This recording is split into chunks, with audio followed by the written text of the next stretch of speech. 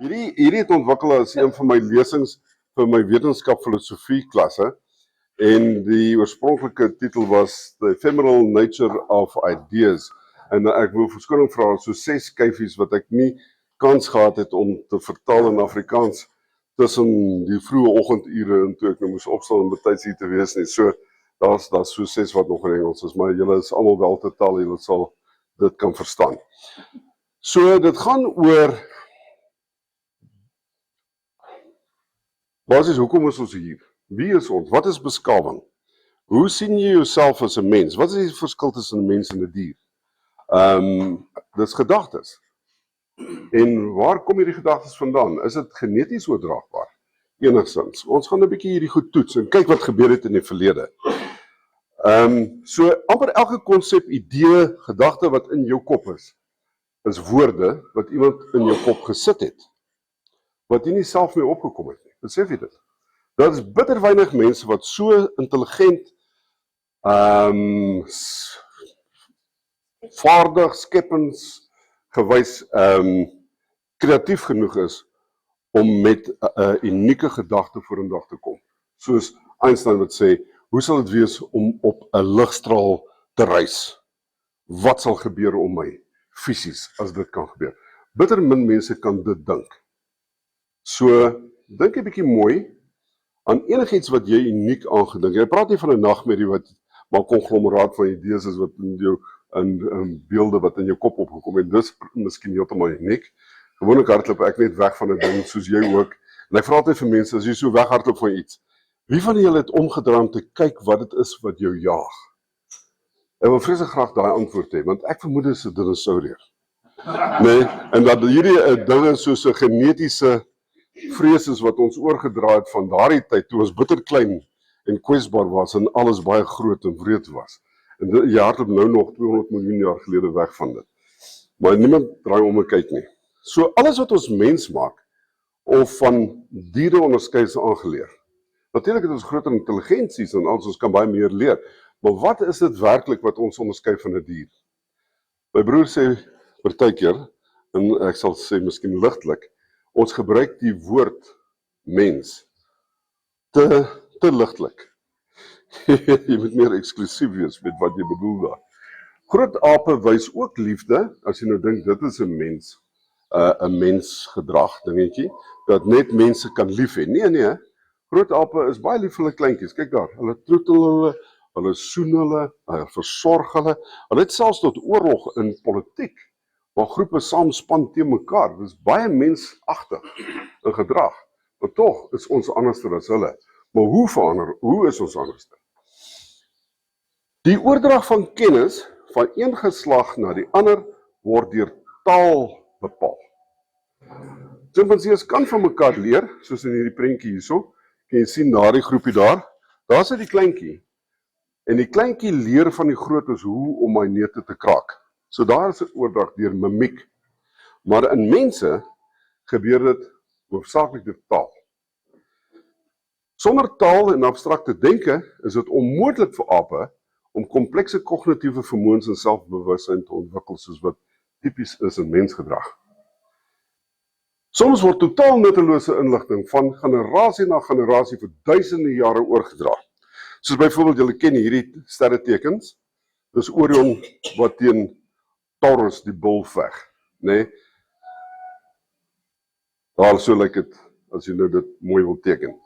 Maar waar kom dit vandaan? As jy teruggaan na die oertyd toe, sien tekeninge al wat soos 20.000 jaar oud is. Dis in Lascaux, daai tekening van die jagter en die bul. En daar's ook Horus, nie Horus nie, 'n voeltjie daar wat later van tyd in hierdie Egiptiese goeders uitgebeeld word. Partykeer as Horus, maar daar sien jy die jagter en die bul. En met die 7 sterre, die Pleiades rondom dit. Nou, dis totaal nuttelose inligting wat tot vandag toe nog oorleef vir die laaste 20.000 jaar vir geen rede nie, want dit is absoluut nuttelose inligting. Maar dit word met taal oorgedra. Soms gebeur daar ietsie wat net gewoonlik 'n politieke ding ingryp soos 'n oorlog of 'n ding wat die oordrag van kennis staak. Soos byvoorbeeld Het julle geweet, eeue voor Christus, het Eratosthenes reeds bepaal dat die aarde rond is. Bewys dat die aarde rond is, en het die omtrek van die aarde bepaal, en is met 'n paar 100 kilometer uit. Want hy het nie geweet die aarde is nie 'n perfekte sirkel nie. So akkuraat was dit. Sonder eers 'n rekenaar, of 'n sakrekenaar, het dit soms so in die sand uitgewerk, met driehoeksmeting. Heron van Alexander het die eerste stoomengine ontdek, en al daai inligting het verlore geraak. So dit is nie asof nuttige inligting, dit 'n gegewe is, dat nuttige inligting van generasie na generasie oorgedra word nie. En nog minder word dit geneties oorgedra. Hier is 'n voorbeeld. Hulle kry hierdie groot geboue, daai goed is omtrent 3 verdiepings hoog, wat so 'n ry gebou is in Peru. Omtrent die 4de eeu voor Christus is dit gebou. Dis so op die kam van die rif gebou. Niemand het geweet waarvoor dit is nie. Niemand wat daar bly, kan dit gebruik nie. Later van tyd het mense uitgewerk.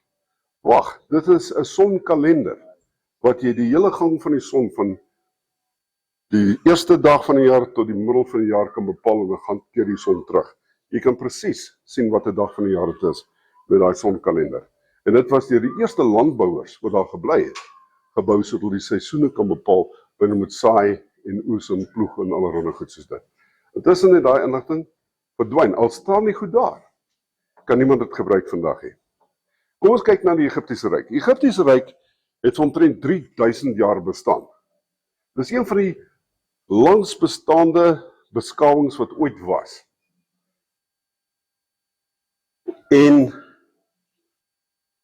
wat het hulle ontdek? Hulle het ongelooflike goed ontdek. Hulle het ander volke geveg en suksesvol gewen, maar was ook op tye oorgeneem deur ander volke, en dan is daar 'n kruisbestuiving van gedagtes. En uiteindelik het die Grieke hulle oorgeneem na Alexander die Groot, en die Ptolemaiese Ryk het tot stand gekom, en uiteindelik het die Romeine hulle oorgeneem, en dit was die einde van die Egiptiese tyd. In daai tyd het hulle ongelooflike goed bereik. Hulle het byvoorbeeld, hulle hele ekonomie was gebaseer op graan, en mens lees in die Bybel vir elke keer, as jy 'n swaar kry met hongersnood daarso in Israel, dan gaan hulle na Egipte toe, en dan gaan koop hulle graan daarso, want hierdie ouens se hele ekonomie het op graan bestaan, en hulle het die massiewe graansuile gehad, waar hulle graan gestoor het, ensovoorts, ensovoorts, en hulle het 'n wêreldmoondheid geword op daai stadium.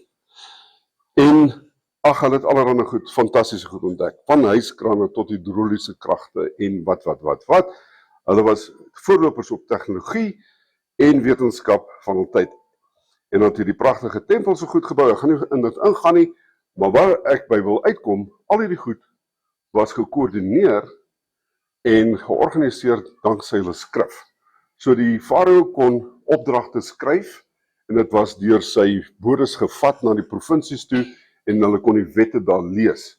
En daar was sekere goed, soos byvoorbeeld belastings wat ingevorm moes word, strawwe wat uitgedeel was. Die hele organisasie was gedoen met behulp van skrif, hierdie hierogliewe. Maar daar was 'n tyd waar die laaste persoon wat hierogliewe kon lees, doodgegaan het, en nie die inligting oorgedra het na die volgende generasie nie. En vandat die Europeërs nou hierdie goed begin opgrawe het, kon niemand die hierogliewe lees nie. Tot 1722, met die ontdekking, dat ek nou 'n bietjie konsentreer, ja, dit was nie so lank terug nie, dit was 18, dit was Napoleon se tyd gewees. So dit seker 1822, was die Rosetta steen ontdek. En die Rosetta steen was die sleutel wat al die hierogliewe ontsluit het. Sonder die Rosetta steen sou dit nooit ontsyfer gewees het nie. So dit is in 3 tale geskryf. Die boonste deel is hierogliewe, dan die moties, wat ook 'n Egiptiese dialek is, maar waar hulle ander simbooltjies as hierogliewe gebruik het, want dit was makliker om te skryf, né? En dan uiteindelik dan antieke Grieks. En so vir die eerste keer kon hierdie al die duisende hierogliewe ontsyfer word. Skielik lees jy geskiedenis, jy lees van veldslae, jy lees van wette, jy lees van hulle religieuse rites en alles. Maar dit was die sleutel wat nodig was. Kan jy dink wat sou gebeur het as die Rosetta steen nooit ontdek was nie? En dit was 'n lukrake ding. 'n soldaat het dit opgetel tydens die Napoleontiese kampanjes. Toevallig. Nou dink 'n bietjie hoeveel ander goed is nog steeds vir ons obskuur, wat ons nie kan ontsluit nie, want ons het nie 'n Rosetta Steen daarvoor nie. En hoe lank het vir ons sal vat om eendag die goed te ontsyfer. Soos byvoorbeeld spykerskrif het hulle lank gesukkel mee om te ontsyfer. En ons het min of meer 'n idee wat aangaan, maar daar was nie so 'n maklike oplossing soos die Rosetta Steen. En is ook dankse die feit dat die ouer navorsing gedoen het, ook Kopties verstaan het. En Kopties is een van die laaste oorblyfsels van die oorspronklike Egiptiese taal, wat hy die klanke kon verstaan of verwoord, waarin hierdie hieroglife geskryf is. So ons het min of meer die idee hoe dit sou geklink het, as dit gepraat was. Nou kom ons kyk na 'n ander geval, Rapa Nui, of Paaseiland soos ons dit ken. Nou Jacob Roggeveen het in 1722 dit ontdek, dis waar hy by mekaar geraak het met die ou wat die Rosetta Steen ontdek het, ek weet dat 1722 iewerster. En toe hy daar aanland, was omtrent 2 tot 3000 mense wat op die eiland gebly het. Nou, Rapa Nui is een van die mees afgeleë eilande wat deur die Polinesiërs gaan bewoon was. Dis duisende kilometer van enigiets anders eraf. Van die naaste eilande, iets soos 2000 kilometer van die naaste eilande af, en dit is omtrent 3-4000 kilometer van Suid-Amerika af. Nou, genetiese studies wys dat hierdie mense omtrent 800 jaar gelede daar gevestig het, maar as eetbare plante wat van Suid-Amerika afkomstig is. So dan moes 'n kontak gewees het met Suid-Amerika iewers. Daar's patats wat van Suid-Amerika kom, en kalbasse, en bottelkalbasse wat hulle eet. So Sor Heyerdahl het hierso net na die Tweede Wêreldoorlog, is 'n Duitser, en hy wou ook 'n puntjie bewys het. Hy het 'n hele teorie gehad dat blankes daai plekke gaan bewoon het, want daar is iewers 'n prentjie van een of ander god met 'n baard. So hy het nou gedog, dit is nou wat ook al. Hy probeer bewys, maar hy het probeer bewys dat mense van Suid-Amerika van daai Polinesiese eilande kom beset het, eerder as wat hulle van die Verre Ooste gekom het, soos wat hulle het. So geneties weet ons, hy is verkeerd. En dat hierdie mense eintlik tydens die Polinesiese diaspora van plekke soos Taiwan gekom het. Net vir interessantheid, en Suidoos-Asië, daai eilande. En vir een of ander rede het hierdie mense die reuse katamarans gebou en weggegaan. Maar hy bou toe nou hierdie vlot op grond van die ontwerpe van soortgelyke vlotte wat mense van Suid-Amerika gemaak het, en hy bewys toe jy kan van Suid-Amerika soontoe vaar. So hy en sy manne het daar gespring op hierdie vlot en dit gedoen, en hulle toe van hierso Chili of Peru gevaar al die pad na hierdie eilande toe, en hulle het 6900 km ver gevaar, wat ongelooflik is. Maar en toe het hy later van tyd allerlei ekspedisies gehad om te wys dat mense dan ook van daar na Rapa Nui kon gegaan het met vlotte en so voort, en hy het 'n hele ekspedisie soontoe gehad. Maar wat vir my nou fascinerend is van Rapa Nui spesifiek, is die feit dat daai mense totaal afgesluit is van die res van die wêreld. So wat gaan in jou kop aan, as jy dink, jy is die enigste mens op aarde, en dat jou eiland is die aarde, dis die hele wêreld. Hoe verander jou manier van dink en doen? Hulle het soort van 'n skepingsverhaal, dat iemand van elders gekom het, en kom bly het, hulle gode, het kom bly op die eiland. Maar dis hulle hele wêreld, en daai eiland is 24,6 km lank, en omtrent helfte soveel breed. Op hierdie eiland bly hierdie mense, en hulle glad heeltemal hulle vermoë om seevarende skepe te bou verloor. Hulle het visserskykies wat hulle net om die kus kan mee vaar, van 'n klein plantjies, hulle het nie groot bome om katamarans te bou nie. So die katamaran waarmee hulle gekom het 800 jaar gelede het al weggevrot en vergaan, hulle kon dit nooit regmaak nie. Hulle het al hulle navigasie vermoëns verloor. En hierdie verbale tradisie, oral tradition ding, werk nie regtig nie. Dit gaan so ver terug as wat jou ouma kan onthou. En dan kan sy ook nie meer lekker onthou nie. So dit is soos 60 jaar oud. Dit gaan nie terug 800 jaar. Dink 'n bietjie self, kan jy stories vertel van jou familie wat julle gedoen het in die Viking era? En dit is 800 jaar terug. So, wat fout met jou? Nee? Nou maar, hoe kan jy dink, die ouens is simpel, omdat hulle dit nie kan onthou nie. En wat geen skrif nie, hulle het skrif, maar ons sal nou daarby kom. Maar niemand kan dit lees nie. Nou goed. So hulle het hierdie busy goedjies gebou en klein plankies, visserskykies gemaak, maar hulle is absoluut afgesonder van die res van die wêreld. So dit is 'n unieke eksperiment, kultuureksperiment. Kom ons kyk nou wat gebeur met hierdie mense.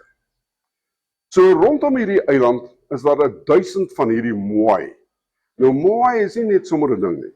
Dit is regtig 'n fokuspunt. Hierdie goed staan verdiepingshoog. Hulle is reusagtig en hulle kom reg om die eiland voor. En hulle kyk na die binneland toe. So daar's nêrens 'n manier hoe jy na die see toe gaan om vis te vang of van jou hut afloop en dan gaan piepie sonder dat jy een van hierdie goed sien nie. So dit moet heeltyd in jou kop opkom, heeltyd. Hierdie ding staan daar, hierdie ding staan daar, hierdie ding staan daar. Tog toe Jakob Roggeveen vra, "Wat is dit?" Toe weet hulle nie wat dit is nie. Niemand het geweet waar dit vandaan kom nie, hoe dit gemaak is nie. Daar's sulke legendes dat die gode het hierdie goed gebring saam met hulle. En daar's ander legendes dat hierdie is die koppe van vorige leiers. Maar onthou nou, bly maar 800 jaar daar en daar's 1000 van die goed. Soveel leiers het hulle gehad. En onthou hulle het opgehou hierdie goed maak toe Jakob Roggeveen na aangekom het 1722. Toe was die laaste 70 jaar voor dit gemaak volgens radio aktiewe datering metodes. Dis hoe groot daai goed is. Dis massief, daai ding het 'n lyf wat in die grond ingaan. So om wat te maak sonder metaal instrumente, moes mense maande gevat het om te maak. En onthou dit is oor 'n tydperk gemaak van iets soos omtrent 250 jaar. Met ander woorde, dit is gemiddeld 4 jaar gemaak. Daai spanne moes aan mekaar gewerk het in die steengroewe. Dan moes dit vir kilometers vervoer geword het sonder 'n wiel of 'n trekdier. Kyk hoe oulik was die ouens gewees. Ons vermoed hulle dit so vervoer. Hulle het 'n paadjie gemaak, maar almal op die eiland moes bewus gewees het van hierdie goed. En die rites rondom dit. En hoe om dit te maak en om te skuif. Honderde mense was betrokke by die skuif van hierdie goed. Maar skielik het dit gestop. Hoe weet ons skielik? Want daar is nog van die moai in die rotse wat nie uitgekap is en die gereedskap nog al lê. Eendag het dit net gestop. Wat het gebeur? Ons vermoed 'n nuwe kultuur het gekom, 'n nuwe religie, die voelman kultuur. En almal op die eiland het presies vir die Europese besoekers kom vertel waaroor dit gaan. So, die God het vir hulle gesê, luister, swem na daai eilandjie toe. Een keer 'n jaar. So die verskillende clans het champions gehad, wat hulle dan gesê het, okay, jy moet nou swem na daai eiland toe. En die eerste, wat is die voeltjie se naam? Roetsterretjie, eier wat gelê word, versamel. En die eerste, die champion van daardie clan wat die eerste eiertjie kry, is die wenner van die jaar. Die hoofman van daai clan word die voelman van die jaar. En dan gaan al hierdie ouens, hierdie champions, hulle spring in. Hulle swem met hulle besittingkies in daai rolle opgerol, dan gaan bly hulle wag nou vir die roetsterretjies om te kom, en dan wag die res van die mense in hierdie kliphutte hier bo op hierdie krans. Natuurlik moet dit moeilik wees. Moet nie maklik wees nie, moet moeilik wees. Want die manne moet teen hierdie krans uitklim om die eiertjie vir die baas te gee wat van wag. Nou ja, en as hy nou dit kry, dan sê hy nou verskree hy dan van die eiland af na die hoofland 'n kilometer weg. Gaan skeer jou kop. Ek het die eiertjie gekry. Dan verf jou gesig. So dan klim hy daar op die champion, en dan gee hy vir sy baas die eiertjie, en dan is almal baie bly, dan verf hy homself wit, as hy nou van die wit clan is, of rooi, as hy van die rooi clan is, dan kry daai clan alleen reg om die sterretjies, sy eiers, en kykens vir daai jaar te plunder. Dit is eintlik baie slim, want daar's nie genoeg hulpbronne nie. Nou kry jy weet, nou deel die hulpbronne op tussen die ouens, of daai ouens, elke jaar is dit die ouens en daai ouens se beurt. Want as hulle al die eiertjies gaan eet, is daar geen sterretjies oor nie. Goed, maar daarvan weet hierdie mense alles. Maar van die moai weet hulle niks. So, dan het die voelman nou gebly in die hut vir 'n jaar, Al wat hy gedoen het, is om sy hare in sy naels te groei, en almal bring vir hom kos en geskenke, baie lekker gewees vir hulle. Hulle het vrywillig gedoen. Nou ja, so. Hulle het ook 'n taal gehad, 'n geskrewe taal of 'n prototaal. Ongelukkig het die mense verskriklik gelei van die oomblik wat hulle ontdek was. Want die Europeërs het al hulle siektes vergebring. Masels, pokke en tering. En dit het onder daai mense verwoesting gesaai. Hulle het priesters daar gestuur wat almal gedoop het, wat geasem het oor hierdie ouens, hulle net uitgewis het. Dit is soos die wil van God tipe van ding.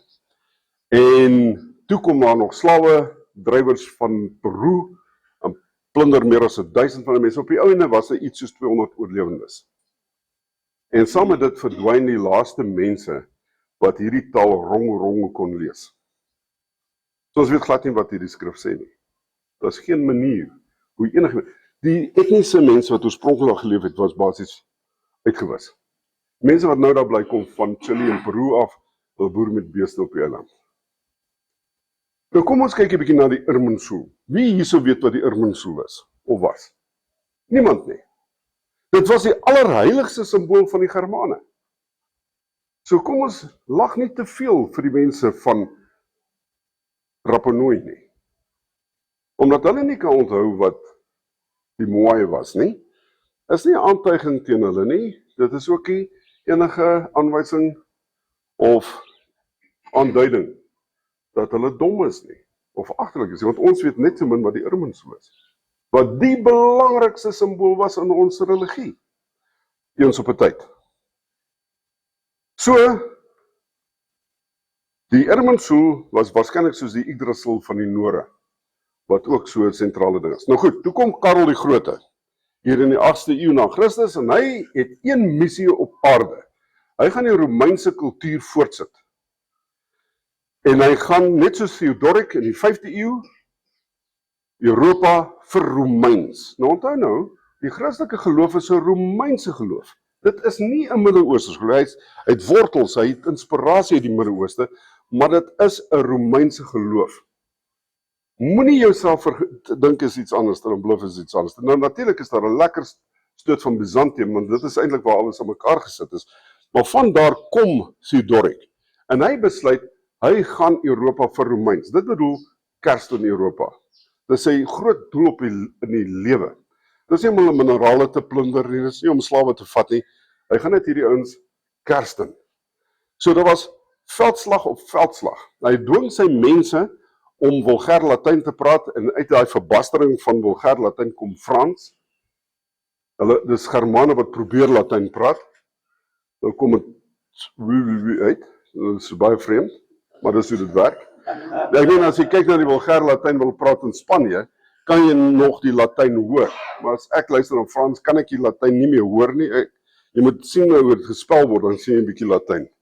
In elk geval, hy romanifiseer almal. Hy is so opgekook in dit in, dat hy sy baard afskeer op 'n kol, en met 'n laurierkrans rondloop, want dis waarop hy munt gebaseer is. Want hy sien homself as 'n Romeinse keiser. Net soos sy voorganger Theodoric. So hierdie ding dat die Romeinse ryk geval het en verdwyn in die 4de eeu is nonsens. Dit was voortgeset deur hierdie ouens. Maar hierdie ouens was Germane, wat met verskriklike passie die Romeinse kultuur aangehang het, die Latyn aangehang het, en ook dan die Christelike geloof aangehang het. Hulle het dit gesien as beskawing, en alles wat nie beskaafd is nie, is barbaars en verdelglik, en verfoeilik. En dis hoe hulle aangegaan het met die arme Saksers ten noorde van hulle. So hulle het altesaam 13 kampanjes gehad. Jaar na jaar het hierdie ouens ingeval, vir 33 jaar. En die eerste ding wat hy gedoen het, was om die Irminsul af te kap in 772, om sy minagting vir hulle geloof te wys, om mee te begin. En toe is daar nog 'n klomp ander goed. Soos hy deurgaan het, het hy vir die mense gesê, oké, ek het julle gewen, dit is 2 keuses. Of julle bly heidene, dan gaan staan daar 'n ry by die ou met die bou, of julle word Christen, dan gaan maak 'n ry daar met die ou by die doopvont. En so het hy Europa bekeer, né? Met absolute geweld. Ja, daar's 'n Frankiese digter wat in die Paderbon epiese gedig skryf. Hy sê hoe effektief terreur gebruik kan word vir bekering. Wanneer redelikheid val om 'n weerstandige brein en perverse siel te oortuig, sal vrees daarin slaag. En daar's wette wat afgekondig word, soos daai ene. As 'n sakser hierna 'n heiden versteek in sy huis wat weier om gedoop te word, sal hy om die lewe gebring word. Dis absoluut drakonies, jy kan nie glo nie. So na 'n klein oorwinningkie hier in 782 by Soentel het Karel die Grote opdrag gegee dat 4500 Saksiese prisoniers onthoof word. Net uit weerwraak. Dit word die moord van Verden genoem en laat ons asseblief nooit dit vergeet nie. Dit is wat met ons gebeur het in die verlede. Hoekom moet jy dit vergewe? Om net verbystap en sê dit het nie gebeur nie.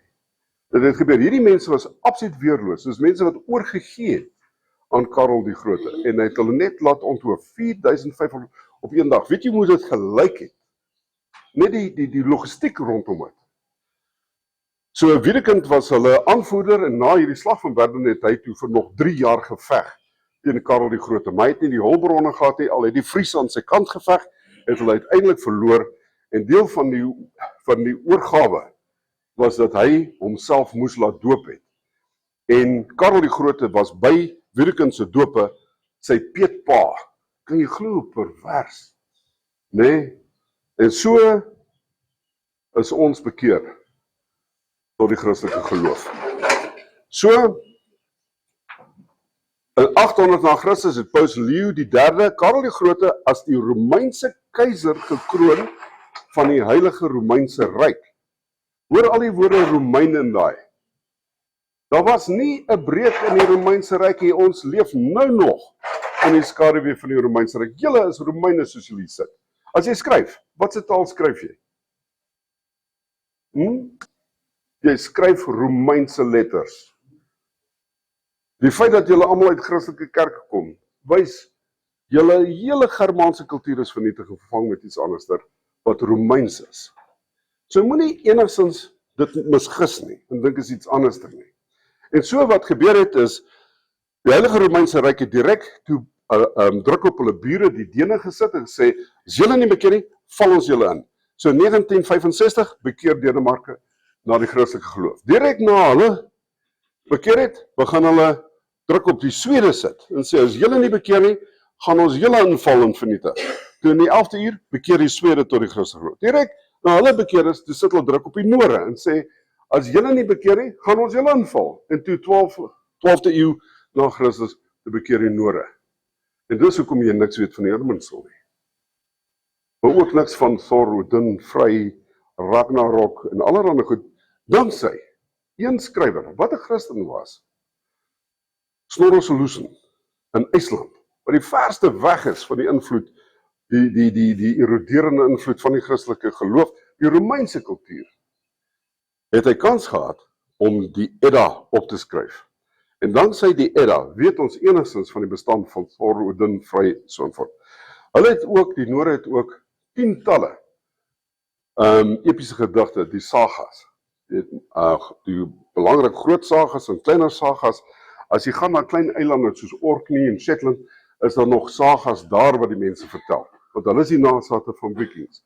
En omdat ons so geïsoleerd is, was hulle in vrede gelos. Maar in Duitsland is daar slegs een saga wat oorleef het, die Ring van die Nibelungen. En daar's net een saga wat in Engeland oorleef het, dan sy die Saksers wat daar gaan bly het, en dit is Beowulf. Andersins het ons alles verloor wat ons gehad het. Elke laaste storie. En ons stories van ons skepingsverhale en al die heroïese stories is vervang met hoofsaaklik Midde-Oosterse verhale, wat terug getruis kan word daarso na die Sumeriërs selfs, en die Babyloniërs, en die stories van Noag en die Ark, en die paradysstories, en dan natuurlik Jesus wat sterk herinner aan Herakles van die Grieke. So jy kan sien hoe al ons stories vervang was met hierdie ander legendes en mythes. Daar's net 'n klein paar goedjies wat oorgebly het van ons kultuur. naamlik die name van die weekdae, wat nogal mooi is, Torsdag, Donderdag, dis pragtig. Bygeloofies, soos dat die weerlig nie gevloek mag word nie. Weer is heilig. Jy mag nie weer vloek nie. Dan gaan jy soos die vleiende Hollander vir die res van jou lewe vaar op die oseane verstraf, né? En dan het die kerk sekere goed van ons gevat, vir onsself, soos in die Germaanse wêreld was sonwend die grootste ding van die jaar. Sonwend, dis wanneer die son op die verste weg is in die winter, voordat dit terugkeer, en in die somer is dit die langste dag. Maar die wintersonwend was die grootste ding. So ons het 'n klomp rites en goed gehad, ek meen Stonehenge gaan om sonwend te bepaal. Dit was deur die eerste landbouers in Engeland gebou, maar op die hoofkontinent Europa was 'n verskeie sulke strukture, maar wat van hout gebou was. Wat toe vergaan het, maar ons kry die gate waar die houtpale geplant was. En dan het ons groot fees gevier. Families het bymekaar gekom. Partyplekke soos in Shetland doen hulle nog hierdie Opele A, een keer 'n jaar rondom sonwend. En dan trek almal soos Vikings aan en steek bote aan die brand en almal neem deel aan. Maar Kersfees is wat oorgebly het. So die kerk het gegaan, hulle het gesien hulle kan nie hierdie ding uit die mense uitkry nie. Toe skakel hulle dit. Toe vat hulle dit oor. En hulle sit toe Jesus in die middel daarvan. Maar alles daar, die hele simboliek, van die boom tot die mistletoe, wat net die druides kon gesny het, uit bome uit, né? Was 'n heilige dingetjie. Tot die Yule log, wat hulle dit noem, tot die geskenke, alles is pagaans. Alles kom uit ons heidense Germaanse verlede. Die kerk het dit so lekker gerangeer, net soos met ons vrugbaarheidsrites, wat toe Paasfees geword het, maar dis waar die eiers en die hasies vandaan kom. Ja, al hierdie goeders. Nou goed, weg is ons verlede, asof dit nooit bestaan het nie. Vervang met die volman kultus. So op lag vir die mense op Rapa Nui. Gaan kyk in die spieël, dis jy.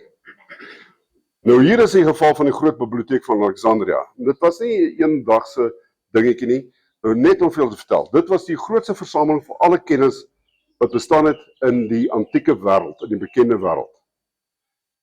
Niemand weet presies hoeveel, dit was deel van die Museion. Die Museion was soos 'n universiteit, waar geleerdes van reg oor die wêreld bymekaar gekom het om gedagtes te ruil, om die ou geskrifte te lees van Plato en Aristoteles, en lesings by te woon en so voort. Dit was 'n ongelooflike tyd. En dit was so hierso die Ptolemeus die tweede het dit begin. Jy sal sien, die Ptolemeus ryk van Egipte was eintlik Grieke, wat dan gaan bly het, maar het Egipties aanvaar, en het selfs tot 'n Grieks-Egiptiese god Serapis geskep, om juist die Grieke en die Egiptenare almal te akkommodeer. En jy sal sien dat almal 'n titel, Ptolemeus soveel, en dan 'n Griekse naam daarna. Philadelphus was hy se naam, en hy het geweldig baie geld en moeite gespandeer om al die boekrolle wat hy kon versamel in die bekende wêreld bymekaar te bring in hierdie biblioteek. Die kan sê hierdie ou was visionêr geweest. En dit was ongelooflik. Hulle weet nie presies hoeveel boekrolle daar was nie. Enigiets tussen 40.000 en 700.000 boekrolle daar. Dit was 'n formidable biblioteek. As hy ooit bewys was van Atlantis, sou jy dit daar gekry het. So, daar was talle mense van reg oor die bekende wêreld wat soontoe gegaan het. Dit sluit in, laat ek so 'n bietjie hier so van die ouens, Eratosthenes, die ou wat bepaal het, uitgewerk het dat die aarde rond is, het soontoe gegaan. Archimedes het soontoe gegaan. Heron van Alexandria, die ou wat die eerste stoomenjin uitgevind het, was 'n besoeker aan Alexandria. Nou ja, so toe in daai tyd, 'n bietjie later, met Ptolemeus die derde, het 'n satellietmuseum ontstaan, waarskynlik omdat daar nie meer plek was vir al die boekrolle nie, by die Serapeum, wat nou hierdie tempel was, wat gewy was aan Serapis, né? So was hierdie satellietmuseum, wat mense van moet weet, en toe, deur tyd, het daar allerlei goedes gebeur, veral toe die Romeine begin inkom, ook onder een van hierdie, Ptolemeus die 8ste, daar is verkeerd gespel, moet Ptolemeus wees, was daar geweldige politieke opstand en alles, en in daardie tyd was daar toe ook teregstelling van die geleerdes gewees, van Alexandria, so baie mense het gevlug, dinge was baie onstabiel, so die biblioteek het begin agteruit gaan, die groot biblioteek. Die satellietbiblioteek het egter nog bly bestaan. En toe was 'n deel van die biblioteek afgebrand, ekskuus tog? Net 'n bietjie verder, soos 'n paar kilometer verder, maar in Alexandria, maar by die ander tempel, by die Serapeum, wat ook soos 'n museum was, maar die hoofbiblioteek was gewy aan die 9 muses vir die kunste. Dit was die hoofbiblioteek. So 'n gedeelte van die groot biblioteek het afgebrand. In die tyd toe Julius Caesar beleg op die stad gehad het, onthou, Julius Caesar wou die graan gehad het, die koring gehad het van Egipte, omdat die mense in Rome besig was om van die honger dood te gaan. En om te keer dat daar opstande is, moes hy die graan van Egipte wegvat, Rome toe. Dit was 'n verskriklike ding. Dit is dieselfde met die hele oorname van die noordelike deel van die Maghreb, van Noord-Afrika, deur die Romeine, om graanlande daar te vestig vir Rome. Rome het al op daai stadium iets soos 1 miljoen inwoners gehad. Jy weet, daar is 'n klein deeltjie van Pompeii wat opgegrawe is. En daai deeltjie wat opgegrawe is daar 34 meule en bakkerye. Dis hoe baie kos vervaardig moes geword het vir daai mense. Nou ja, so dit is waar hierdie, so daar was 'n gewellige animositeit teen die Egiptenare nie, hulle wou net hulle koring gehad het. En dit was die tyd van Cleopatra en alles. Nou goed, so 'n stuk van daai was afgebrand, maar dan lees 'n mens later in ander geskrifte dat navorsers of wat noem mens dit?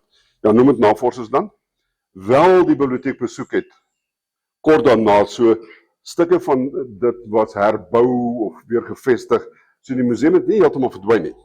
Maar hier kom ons nou in die tyd van die kerk. So daar was toe nog verdere inval gewees in Egipte, wat ook nog deel van die stad afgebrand het en alles, maar biskop Theophilus van Alexandria het in 391 na Christus opdrag gegee dat die inhoud van die biblioteek vernietig moes word en gebrand moet word, weens die heidense inhoud daarvan. So laat ons nou nie mekaar misverstaan hierso nie. En hier is die storie van Hypatia. Julle het heel waarskynlik die film Agora gesien. As julle dit nie gesien het, asseblief gaan kyk. Daar is net een dingetjie wat ek wil noem van Agora, dat die gebeure in die fliek speel eintlik af oor omtrent 20 jaar en nie binne in 'n maand soos wat dit lyk nie, in die film nie. So dit was 'n langdurige proses wat plaasgevind het, maar daar was geweldig baie opstande wat die biskop van Alexandria bestuur het. Hy was agter dit. Nou, Hypatia was een van hierdie ongelooflike mense. Sy is een van die eerste vroue wetenskaplikes waarvan ons weet in die geskiedenis. Sy was die dogter van Theon, 'n filosoof wat die direkteur van die museum was. En sy was van die voorste kenners van die werke van Plato en Aristoteles, en mense van reg oor die Middellandse wêreld het na haar toe gekom om studente by haar te wees en by haar te leer. En sy selfs en sy was baie verdraagsaam teenoor mense van alle gelowe. Sy self was 'n ateïs, maar sy het niks gediskrimineer teen enige iemand nie. Een van haar studente was Synesius, wat later die biskop van Ptolemeus geword het. En sy het hulle geleer alles van astronomie tot wiskunde tot filosofie. Nou ja, en 'n Christelike historikus, Sokrates van Konstantinopel, beskryf haar as volg. Daar was 'n vrou in Alexandria genaamd Hypatia, dogter van die filosoof Theon, wat sulke groot deurbrake in letterkunde en wetenskap gemaak het, dat dit die bydraes van 'n tydgenote oorskadu het. Sy het gespesialiseer in die werke van Plato en Plotinus, en studente het van buitensyd na Alexandria gekom om by haar te leer. Weens haar kennis en intellek en vermoë om haar gedagtes te deel, het sy dikwels in publiek gepraat en dikwels in die geselskap van magistrate gesien. Sy was nie teruggetrok in die teenwoordigheid van mans nie, en almal het haar vir haar uitsonderlike waardigheid en deugde bewonder. Toe kom Cyril, paus van Alexandria, ook bekend as dokter van die kerk, pilaar van geloof en seël van die vaders. Hierdie is titels. Hy was 'n magtige leier van die Christelike kerk in Egipte. Nadat hy die Joodse gemeenskap so uitgelok het dat hulle self fisies verweer het teen die Christene wat hulle aangeval het, het hy dit as verskoning gebruik om maar mense te vermoor, hulle in massas dood te maak, hulle eiendom te konfiskeer en die oorlewendes uit Alexandria te jag. Hy het opstande teen Orestes, die Romeinse heerser, gelei, wat toe aangeval is en vir sy lewe gevlug het uit Alexandria. En toe het 'n lektor, dit is soos 'n leuke prediker, onder Cyril, hy pyse ingewag met 'n bende van sy makkers, haar gevang, in 'n kerk ingesleep, haar van haar klere gestroop en die vleis van haar lyf met potskerwe afgesny, haar ledemate uitmekaar uitgeskeur, deur die strate voor die mense gesleep en aan die brand gesteek. Want sy was 'n heks. Obviously. Dit was die einde van die Platoniese era. Dit was die begin van die middeleeue, van die donker eeue, waar wetenskaplikes vervolg is en wetenskap en vrye denke onderdruk is. Maar dit was nie die einde van die biblioteek nie. Die einde van die biblioteek kom met die inval van die Arabiere in 642.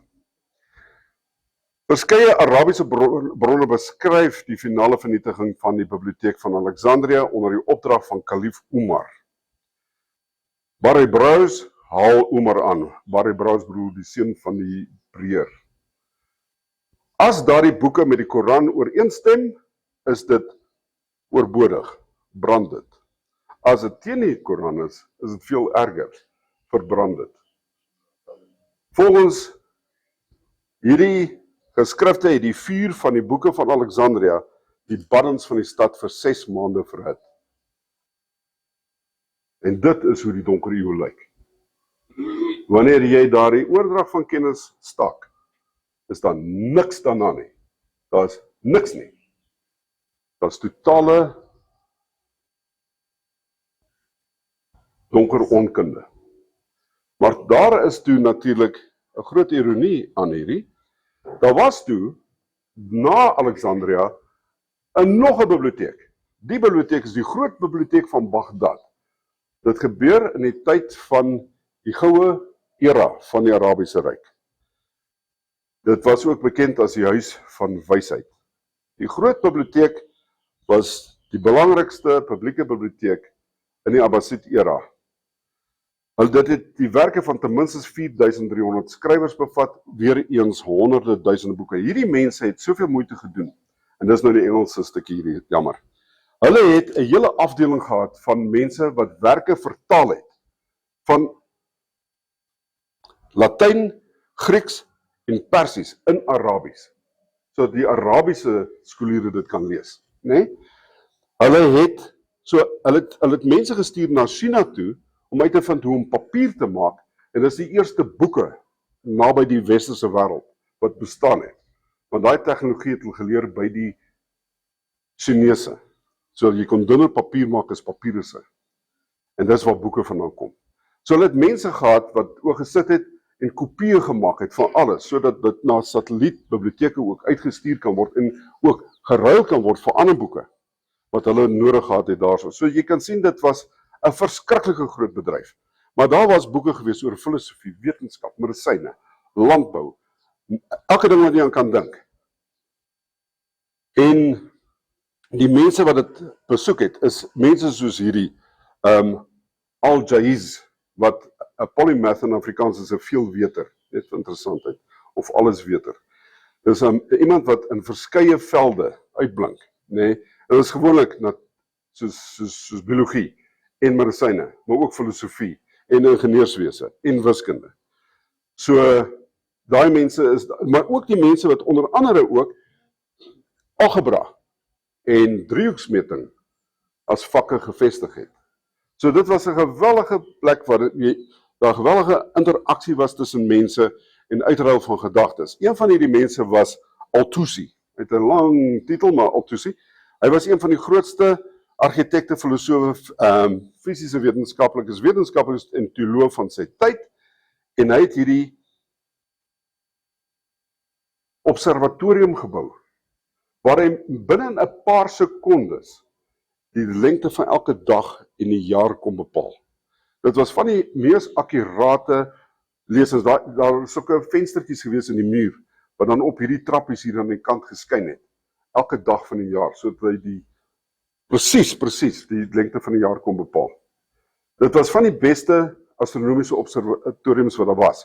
En dat massiewe soos sterkaarte opgetrek met name gegee vir daai sterre. En dit is goed wat ons glad nie eers weet van nie. En ek sal nou weer oor gesels.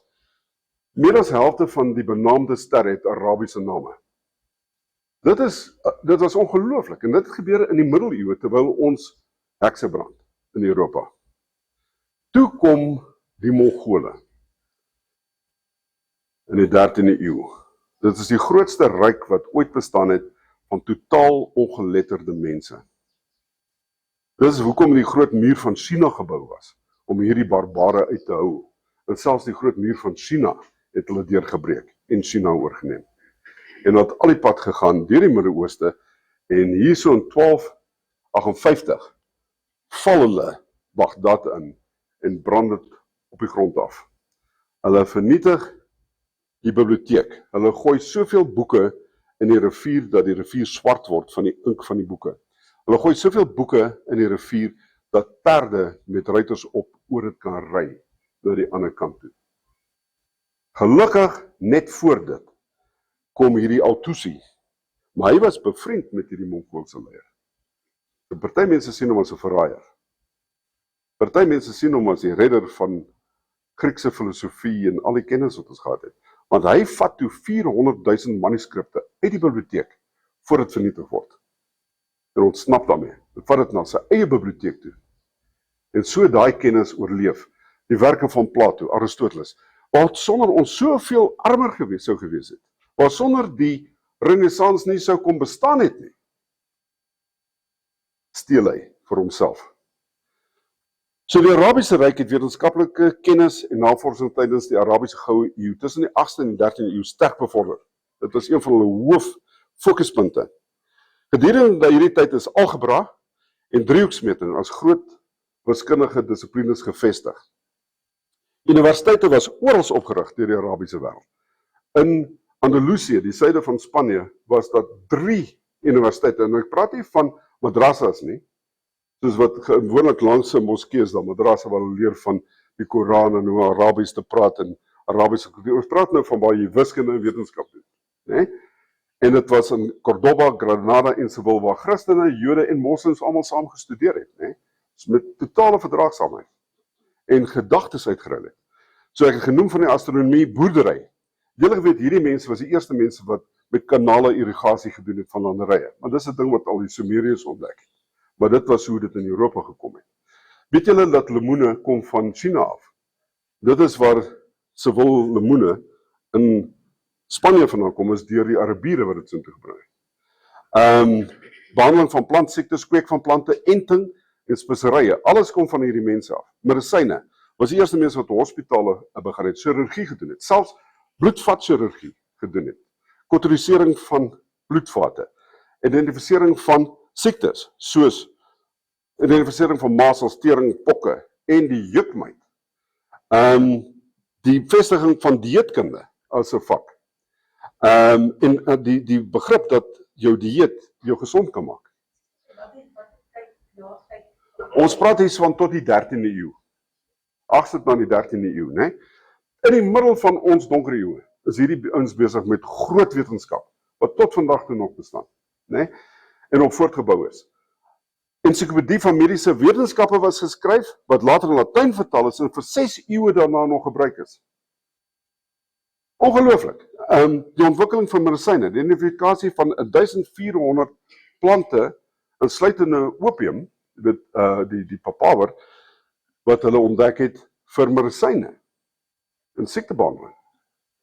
Filosofie, alles wat ons van die Griekse filosofe weet, is deur Arabiese vertalers vertaal en in Arabiese biblioteke bewaar, terwyl alles van die Grieke deur die kerk in die donker eeue in Europa vernietig is. Ons kry skaak van hulle. Dit is al deur die pers ontwikkel.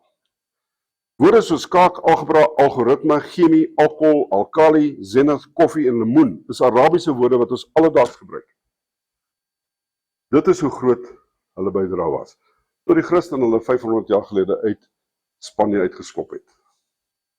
En van daai tyd tot nou toe, ons in animositeit met hulle leef. Arabiese lande het gemiddeld vandag 9 wetenskaplikes, ingenieurs en tegnici per 1000 mense, terwyl die wêreld gemiddeld omtrent 41 per 1000 is. As jy dit wil gebruik om te sien hoe gevorderd jou beskawing is of nie. Van die 1800 universiteite in Arabiese lande het slegs 312 navorsers wat enigstens joernaalartikels gepubliseer het. Daar is ongeveer 1,6 miljard moslems, maar slegs 2 wetenskaplikes in die 46 Arabiese lande. Die VSA het 10.481 wetenskaplike artikels in 1989 gepubliseer teenoor die 4 uit die 46 Arabiese lande, wat in dieselfde jaar gepubliseer is. Van die 965 Nobelpryse, wat tot en met 2023 uitgereik is, was 216 aan Jode uitgereik, omtrent 'n kwart, wat maar 0,2 van die wêreldbevolking uitmaak. 2,2%, né? Slegs 15 Nobelpryse was aan spanne navorsers wat Arabiese medewerker ingesluit het uitgereik, maar moslems maak meer as 24% van die wêreldbevolking uit. So wat gaan hier aan? Wat het verkeerd gegaan? Wat verkeerd gegaan het is Al-Ghazali. Hy was 'n Sunni moslim en 'n allesweter. Hy was een van die voorste en baie invloedryke wetsgeleerdes, 'n mufti, filosoof en teoloog in die geskiedenis van Islam. Hy word die 11de eeuse Mujaddid beskou, en dit is volgens hulle geloof so 'n wonderwerker wat elke 100 jaar verskyn om die moslim geloof te versterk. Hy was ook die titel toegeken, die bewys van Islam. Klink amper soos daai pilaar van die kerk tipe van hy. Al-Ghazali gebruik sy boek, die onsamenhangendheid van filosofe, om filosofiese denke en veral wetenskap aan te val. Hy betoog dat rasionele denke en empiriese navorsing verwerp moet word. Sy boek is veral 'n aanval op die leringe van Plato en Aristoteles, was 'n kritiek op Arabiese wetenskaplikes wat die voetspore van die Griekse denkers gevolg het.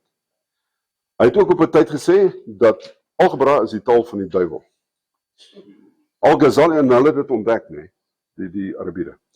Al-Ghazali se invloed was die belangrikste rede vir die agteruitgang van wetenskap in die Arabiese wêreld.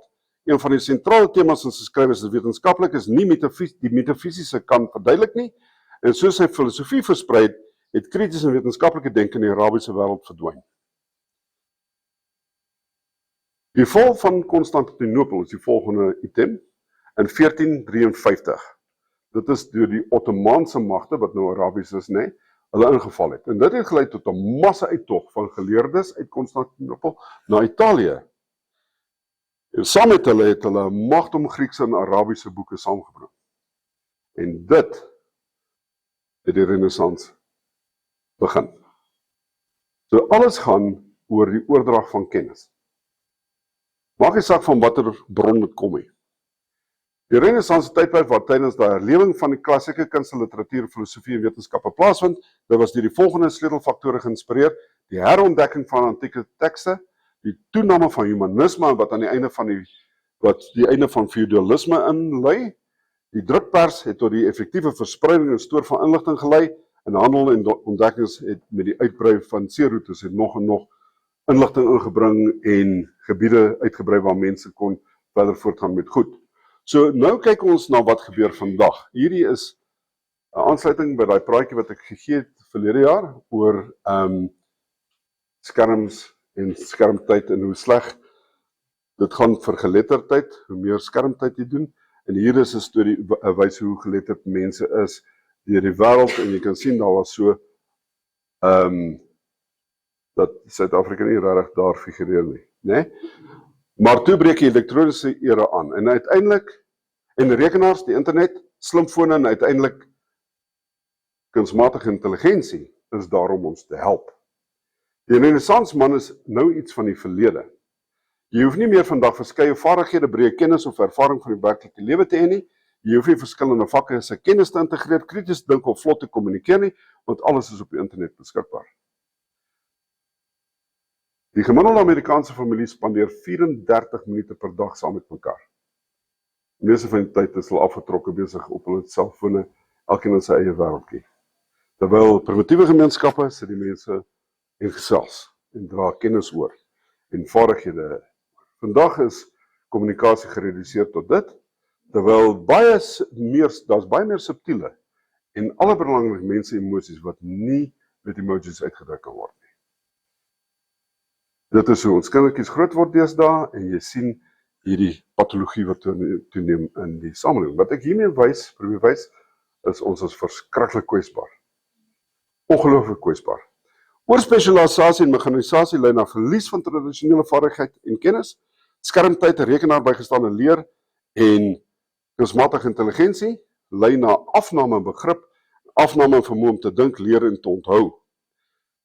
Kunsmatige intelligensie word reeds gebruik om mense in fabrieke, myne en op plase te vervang. Want mense is oorbodig. En nou kom die grootste krisis wat die mens ooit in die gesig gestaar het, naamlik klimaatsverandering.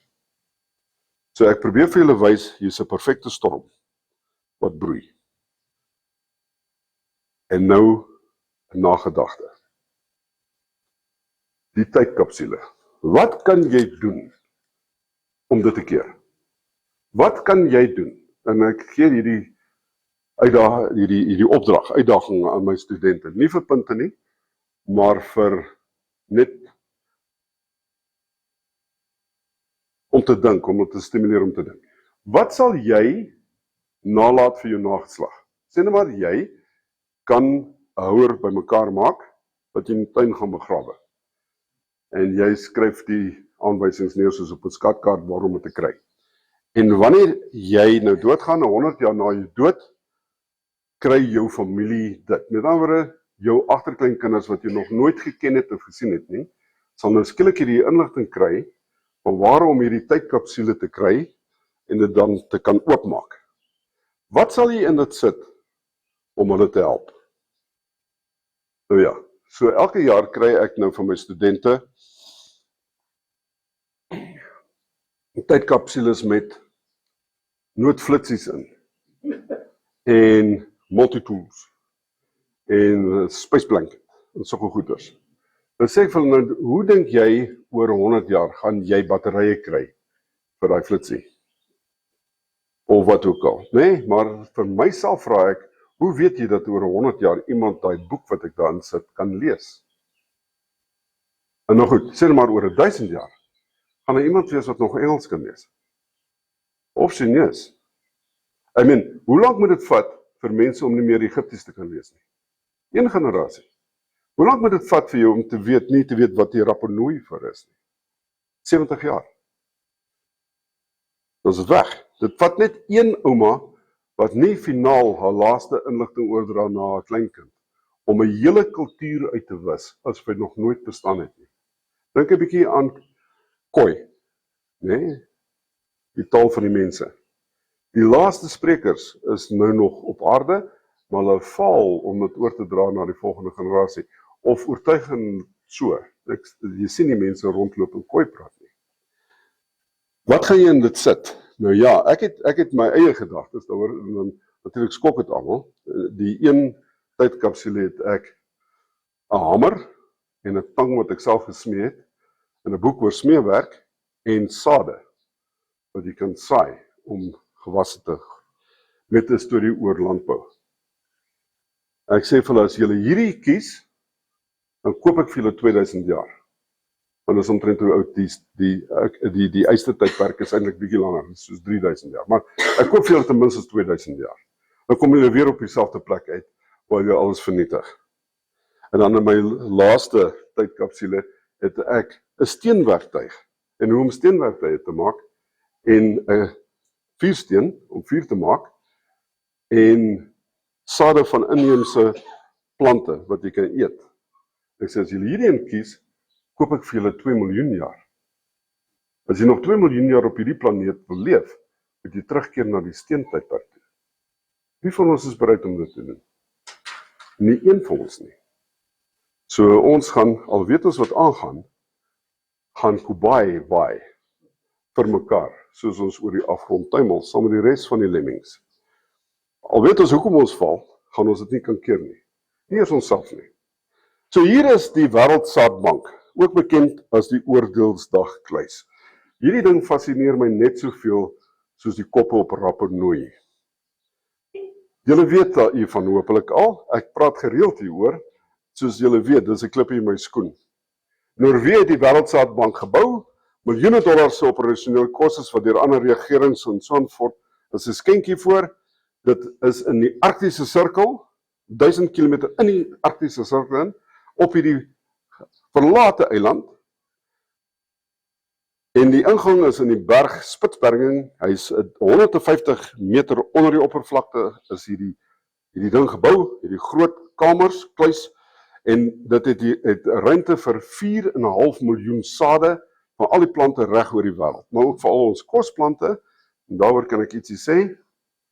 En die idee is om dit daar te hou, daar's 'n bevriesingsapparaat wat hierdie ding op minus 18 grade Celsius hou, sodat hierdie goed vir duisende jare bewaar kan bly. Maar hy is so gebou, dat as ons ergste vrese bewaarheid word, en beskawing tot 'n einde gaan kom binne die volgende eeu, en daar nie meer krag is wat opgewek word nie, dit nog steeds weens die ysgrond in die Arktiese sirkel bewaar sal bly. So al hierdie tipe van goed is ingebou, daar's 'n tonnel wat 150 meter ingaan, van die ingang na die kluise toe, en hy is met bewapende beton, en daar's hierdie staalkoepels om te keer dat oor tyd hierdie tonnel in mekaar sal sak. Dis baie belangrik, daar's geen slotte nie, wat jy kan sluit nie. Alles is net met latches wat jy kan oopmaak met die hand, fisies. Want hulle weet die ouens wat dit gaan ontdek, gaan nie sleutels hê nie. So hierdie ding is gebou vir die oorlewendes van die 6de uitwissing, wat glad nie weet van die bestaan daarvan nie. Ek kan nie hoor, hy is doof. In elk geval. So is dit. Anyway, so bo op die ding en voor is daar die panele wat uit glasplate bestaan, spieëls, wat natuurlike lig kan weerkaats. Maar dit is nie elektronies belig nie. So as jy net daai ding sien blink, sal dit jou aandag trek en jy sal soontoe kan gaan en hierdie genetiese skat kry, wat dit is ons poging om te kommunikeer met mense van die toekoms, né? En jy kan sien alles is mooi gemerk wat se spesies dit is en allerlei goeters. Ja, dis wat ek sê. Ongelukkig sal hierdie post-apokaliptiese, post-industriële mense van die westerse kultuur, vaardighede, wetenskaplike kennis en die vermoë om te lees saam met die rekenaars, die internet en digitale data verloor. Hulle sal nie weet wat daar is nie. So kom, ons vra jou hierdie vraag, weer so 'n denkoefening. Wat sal gebeur met 'n kind wat op 'n eiland sit, ouderdom van 2 jaar, sonder enige ander mense, maar met genoeg kos om hom aan die lewe te hou, met sonder enige gevaarlike goed wat hom kan eet.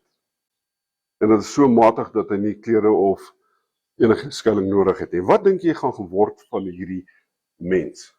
Wel, in die verlede het ons dapper skrywers gehad, wat vertel van Jungle Book en Tarzan, the King of the Apes. Natuurlik, omdat hy 'n mens is, gaan hy homself as heerser van die wêreld vestig. En hy sal dit kan beheer. Nie waar nie, want geneties is hy 'n mens. In werklikheid is dit hoe hy sal lyk. Dis 'n werklike wilde kind, wat deur sy ouers verlaat is, en tot op die ouderdom van 6 jaar saam met wolwe gebly het, en op hande 4 voete geloop het, nooit die vermoë ontwikkel het om te praat nie. Jou brein atrofieer, letterlik, as jy nooit leer om te praat nie. En al het hy hom 6 gekry, weeshuis toe gegaan, hom gekyk en gevoer en alles, het hy nooit geleer om te praat nie. En hy was verstandelik erg gestremd. Dis hoe jy sal lyk, as jy sonder kultuur groot word. Jy gaan die aap word wat jy is. Al wat jou keer dat jy so lyk, is kultuur. En die woorde in jou kop, wat so afgekrip kan word. Asof dit glad nie was nie. So, gestel daar is mense wat die 6de uitwissing oorleef. Gestel hulle kan regkry om seevarende vaartuie weer te bou. Gestel hulle is dapper genoeg om in die wildernis noordwaarts te gaan wat geen normale mens sal nou doen nie en hulle ontdek Svalbard. Kom ons verbeel onsself dat hierdie oorlewendes die kluis ontdek 2000 jaar van nou af. En ons sal nou sien of dit gaan werk of nie. So hulle kom in. Onthou, daar's geen instruksies op die wande van Svalbard geskilder nie. Ten minste as jy gaan na die graftombes, al kon ons nie die hierogliefe lees nie, kon jy sien, hierdie ouens het gesaai, hulle het geoes, hulle het geploeg, jy kan alles sien daar op daai skilderye. Daar's niks soos dit by Svalbard nie. Alles is op databanke gestoor. Dit is net sowel rong wat daar opgeskryf kon gewees het. Dit sal onleesbaar wees vir die mense. Daar is letterlik geen rede hoekom die mense nie die sade sal eet nie. Ons beste idee is ook ons totale en mees naïewe gedagte waarmee ons ooit vir 'n dag gekom het. Daai mense sal nie eers weet die aarde is rond nie, dat ander kontinente bestaan nie, en dat hierdie sade eintlik van ander kontinente afkom nie. Daar's geen lesie nie. Wat hierdie mense ook verder nie verstaan nie. Sonder insekte kan daai goeters nie bestuif word nie. En ons wis die insekte uit, soos ek nou praat, is ons besig om die insekte op die aarde uit te wis met ons gifstowwe. Daar gaan nie insekte wees om hierdie goeters te bestuif na die 6de uitwissing. Die enigste rede hoekom diere een uitwissing na die ander kon oorleef, soos die Perm-Trias uitwissing, wat 'n massiewe uitwissing is, 80% van spesies het verdwyn. En die enigste rede hoekom werweldiere byvoorbeeld kon oorleef van een era na die ander, was omdat daar insekte was. Die enigste rede hoekom goeders die groot uitwissing van by die dinosauriërs uitgehaal het kon leef, is omdat daar insekte was. Die eerste soogdiere, die eerste voëls, die eerste akedisse, selfs die amfibieë vandag, leef almal op insekte. Ons gaan seker maak dat die volgende uitwissing nie insekte gaan hê om lewe na die tyd te onderhou nie. Wat dink hierdie mense? En jy dink hierdie mense is intelligent. So, die boodskap van Svalbard sal verdwyn, net soos die edelse en grootste pogings van die beskouings van die verlede. Dit wat van die menslike kultuur oorbly, sal in duisternis tydens die 6de uitwissing verval, ver dieper as die agteruitgang wat tydens die middeleeue plaasgevind het. Mense se oorlewingsvermoë sal weens die verlies van beskawing, geletterde vaardighede belemmer word. Weens die oorlewendes se ongeletterdheid sal geen boodskap van wysheid of waarskuwing van die verlede na hulle oorgedra kan word nie. Hierdie mense gaan groter uitdagings as oermense in die gesig staar. Want laasgenoemde het ten minste wilde diere gehad om te jag en die vaardighede wat oor duisende jare ontwikkel het gehad om dit te doen.